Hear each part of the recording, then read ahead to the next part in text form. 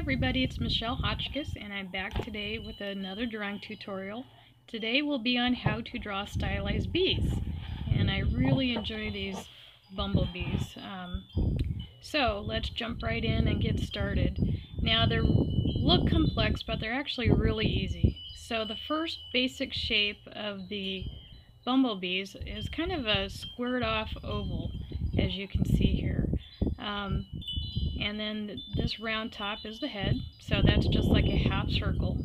It's really basic shapes, so it's pretty easy to draw. Right here I'm just dividing out the segments of color. Bumblebees are black and yellow, and so I'm just separating the areas of color. They usually have 2 to 3 stripes of yellow, and then the rest is pretty much all black. In this second part here, I'm actually using dots to outline where my yellow and black separations are, and I wish I would have done that in the very top part there where I drew a line instead, because the line will be a little bit harder to disguise where the dots are much easier to disguise. Okay, here I'm starting to color in the first section of the bee, and I'm just using very small pen strokes, kind of a flicking motion pen stroke, where the pen stroke is actually a little bit darker at the bottom and it tapers off to a finer point at the end. This creates a really nice fur or hair-like texture. Okay, so here I am just filling in the top part of the bee. The color of a bee is from top to bottom is black, yellow, and then the bottom part is kind of more of a white than a yellow when I look at the pictures, and then kind of just black all around the edges. Right here I'm just drawing the base of the wings, and now I'm just drawing kind of a random bee shape that is smaller at the base of the wing, and it flares out to almost like one of the petals that we drew for the stylized flowers, except not quite as crazy. What I find is that when I draw kind of a random shape for the wings, is that it shows a lot of movement instead of just a flat wing shape. Having this random kind of curving, wobbly shapes helps the wings to look like they're more in motion and they're bending and they're moving as they're flying through the air. And my style is that I really like things to look like they're moving. I don't like them just looking like they're sitting on a page. So those unique kind of random shapes really help with that, especially when you add in the shading. Okay, so here I am going on to the next section of black.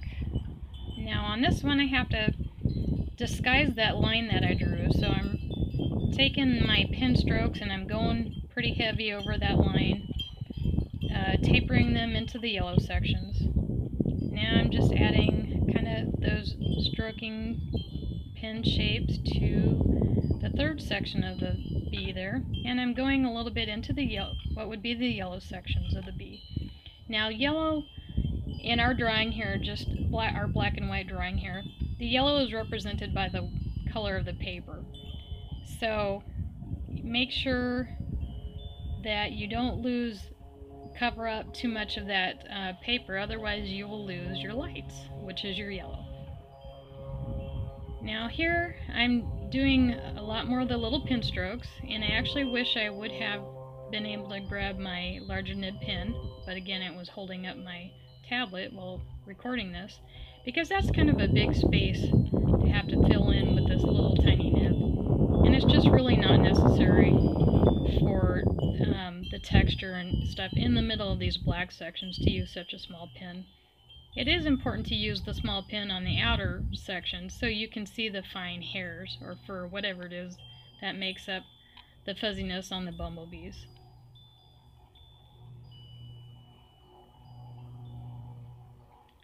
So I'm going to let you watch this, and I'll start talking again once we get to the next section.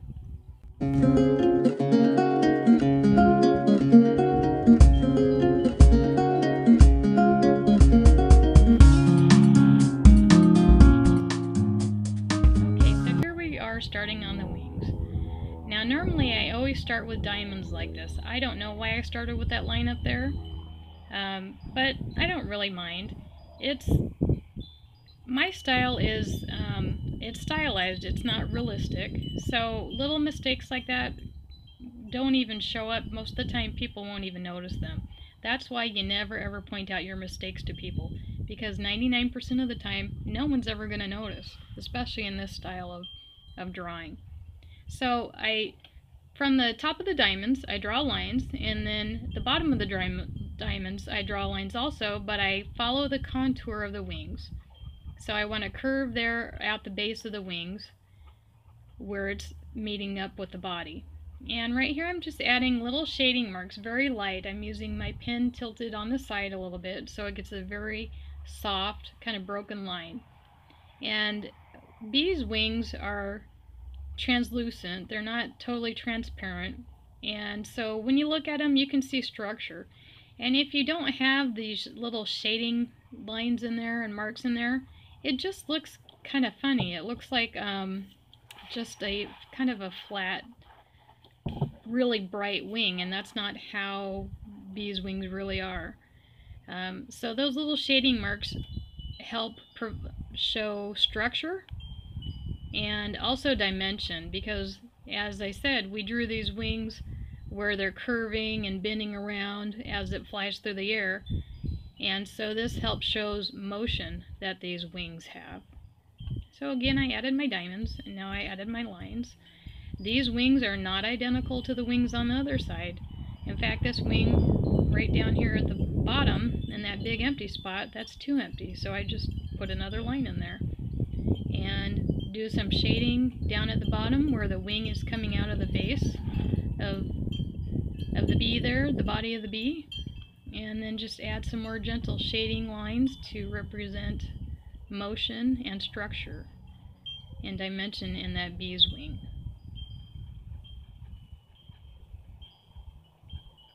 It's amazing how just a little bit of shading can really bring something to life. Again, the key to drawing something with dimension is all light and shadows. Different shades of your lights, different shades of your darks. Right here I'm drawing the antennas. Now, for whatever reason, I just drew the antenna kind of funny. Normally, the bee's antennas are just a curving line. I just didn't do it quite that way, and that's okay, because this is a stylized bee. It's not realistic. I'm not going to worry about little things like that. And bees actually have 6 legs. 2 of them come out the front like this, and then 4 out the back. Now sometimes I draw the bees with only 4 legs. I skip out on these front legs because while they're flying, I think they kind of hang backwards underneath the wings and you don't really see them. But this time I'm drawing it with the wings because I did have somebody say, you know, how come your bee only has 4 legs? Well, that's just the way it is in that picture, and I'm fine with it. In this one it has 6 that you can see, and I'm fine with that. Now drawing the legs is pretty simple. There's the section that comes out of the body. You can almost think of that as a thigh, and it's bigger. And then you have the second segment, which would be like the shin. So there's your thigh there, and here's your shin. And then the 2 little things off the bottom are like the feet. Now these kind of flare at the where the sections meet each other. So where your thigh would meet your shin or your knee, those areas kind of flare a little bit. And again, I'm wishing I had my bigger nib pen, but I don't, so it's just taking a little bit of time to fill in these blacker sections.